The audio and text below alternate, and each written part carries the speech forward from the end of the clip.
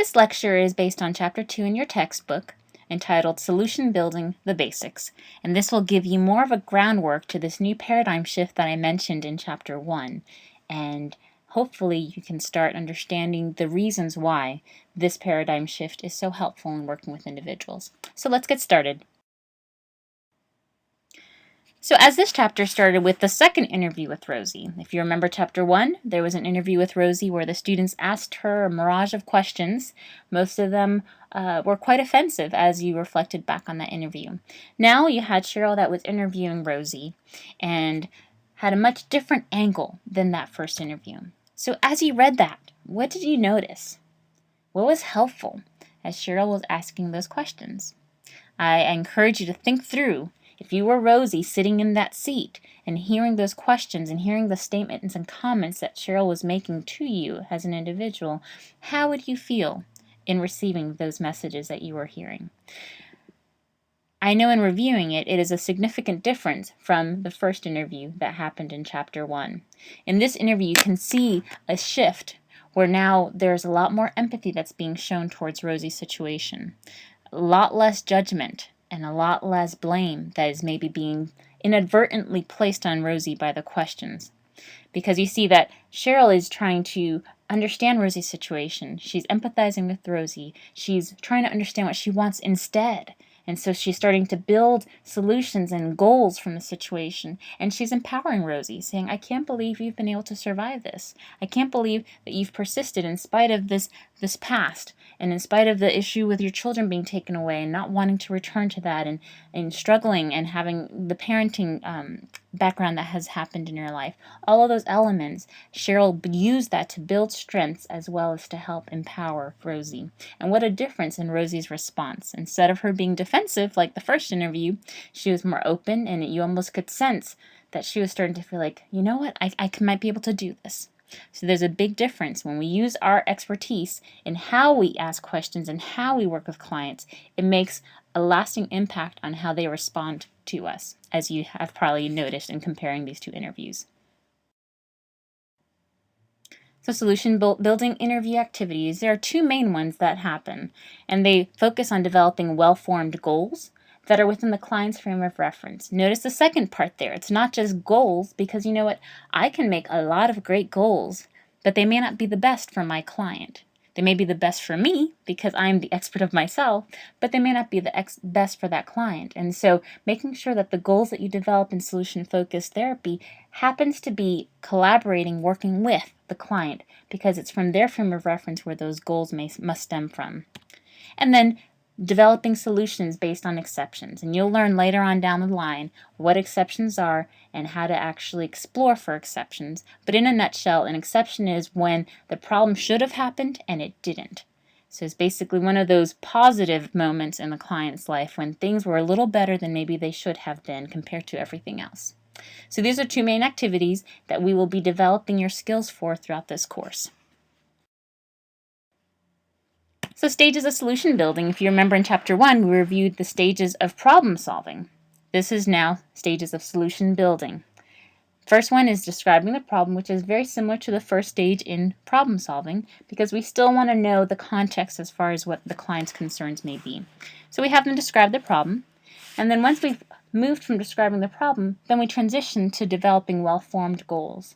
And you will learn later on in this textbook of what a well-formed goal means. But for now, know that you will move from problem talk to starting to develop solutions and goals.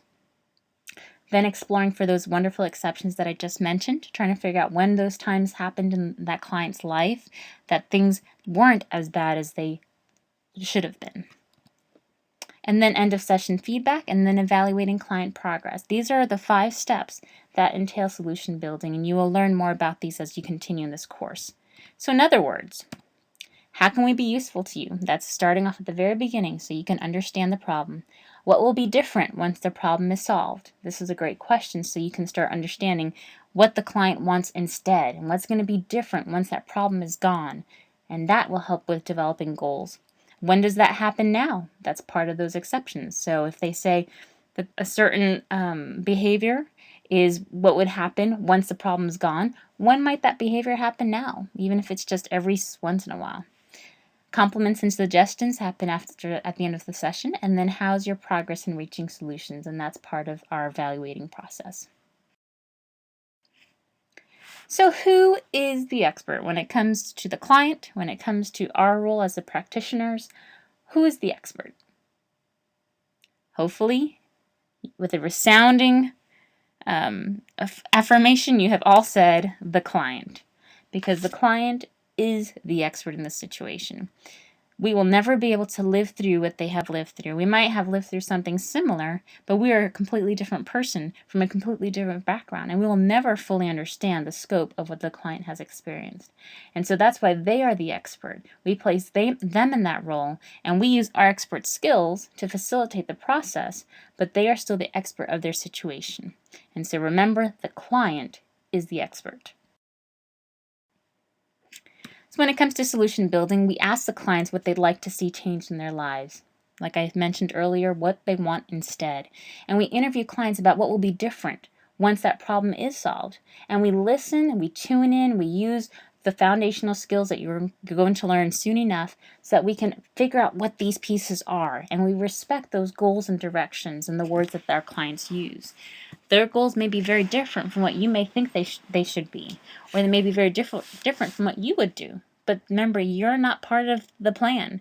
It's not about you. It's not about us. It's about the client, because they are the expert and they know best what's going to work for them in their situation. And then we want to ask our clients about their perceptions of exceptions. So when we ask about exceptions to their day-to-day activities, we want to ask what they perceive those exceptions to be. And so these are some pieces of the solution building process that we explore.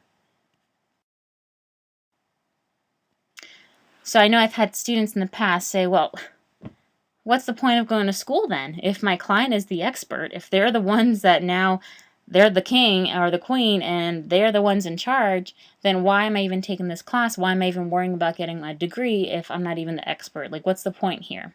Because so many people go into the counseling field, and either because of the way counselors are portrayed in the media, or because of counselors maybe they have experienced, or because of other rumors or other misperceptions, they have understood that when you're a counselor, that means you are the expert and you sit back on your really comfortable leather recliner while your client lays down, flat on the couch, and they tell you all your problems. You listen, and then you tell them what they need to do, and they go do it while you go see your next client, and then the process and the cycle continues.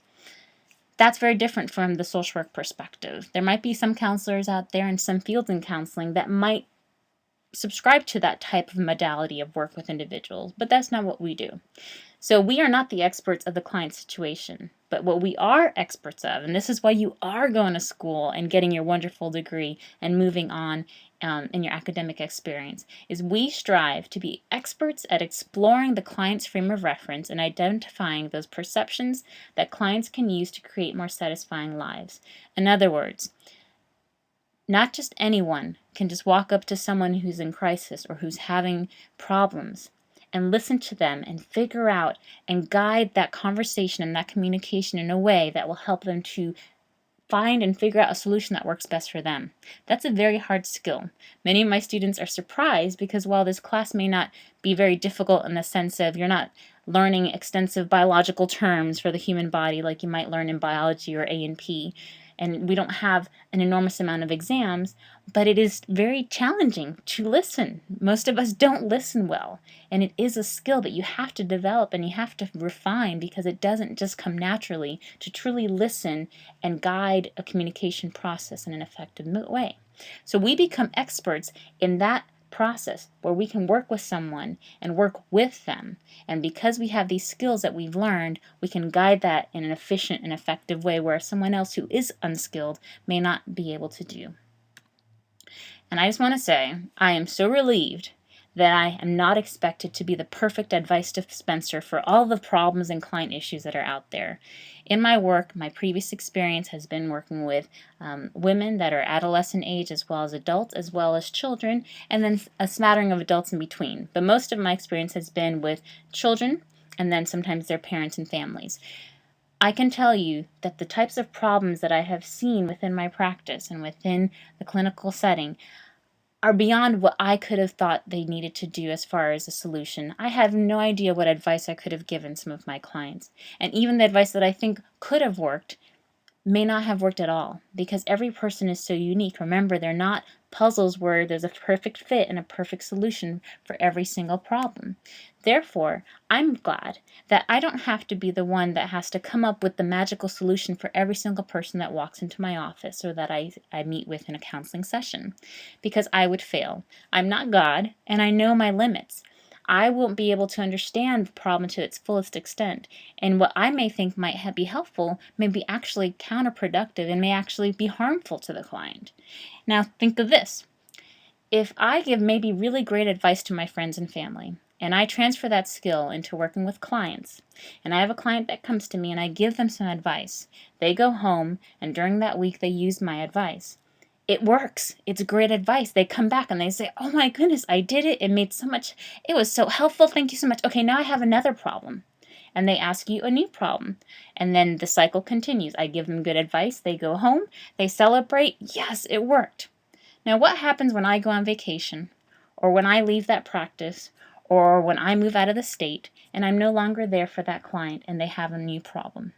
If I have only been there to give them the good advice that they know to come to me, press the button, get the answer, leave, and then do that again next time there's a problem, I have not equipped my client with the ability to come up with their own solutions so that they can be self-dependent. Instead, I have created a little monster where they are now dependent on me to come and get their problem solved by me, the little problem genie, and that becomes problematic because now that client is dependent on me. And what happens when I'm not able to come through?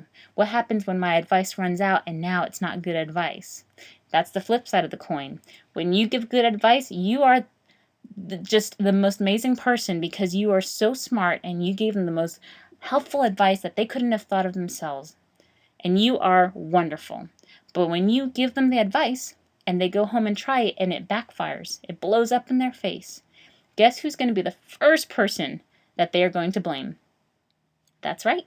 They're going to blame you because you told me that I should do X, Y, and Z, and I did it, and it didn't work. And now you're the one to blame. You're at fault. And the client now no longer takes any responsibility, no ownership for their choices and for their decisions that they've made because now they have become dependent on you in a different way.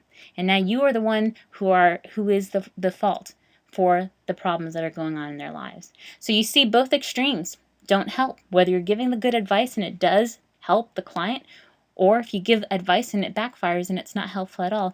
Either extreme is too volatile to mess with. And that's why I'm so relieved that I don't have to mess with either when I work with clients. Instead, it's about helping them find the solution that is going to work best for them, not what I think is going to work best for them. It's a big switch. Many students get stuck on this because they are so used to giving advice and fixing things for other people that they think this is the same kind of setting. When you work with clients, we don't give advice, period. If you're with your friends, your family, your loved ones, you can give all the advice you want. But remember, when you're in the professional setting working with clients in a professional manner, we don't give advice for these very reasons that I just mentioned.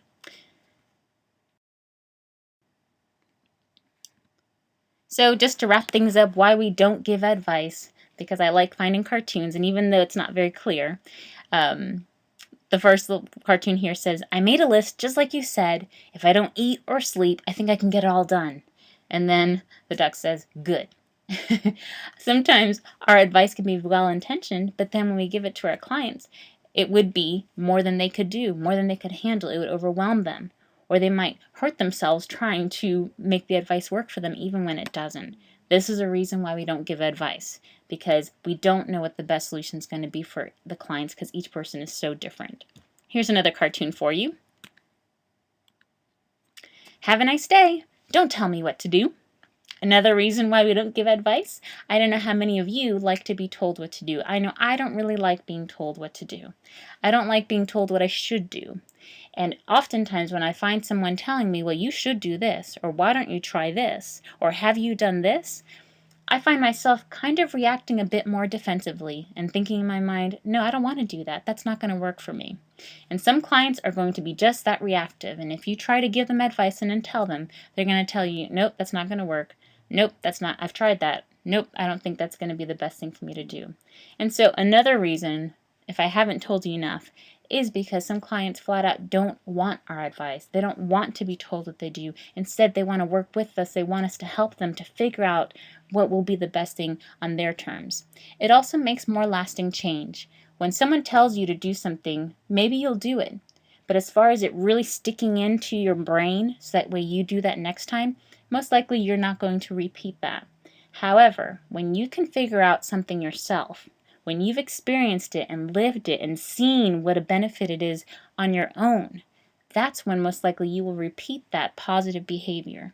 And so we want our clients to learn how to figure things out for themselves. And we're part of that collaborative process so they learn the skills and they know how to build solutions for themselves, and so that they don't become dependent on us and they don't also resent us if we give them the wrong advice.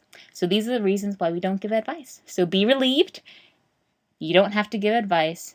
Take yourself off the hook for that one. You're not in charge of giving advice. Instead, wipe the slate clean, because for the next few chapters and when we go in this textbook, you will learn the skills that you will need to do, and those will help you to truly work with your clients in the best way. That's all for today. Thanks for sticking by. We'll see you next time.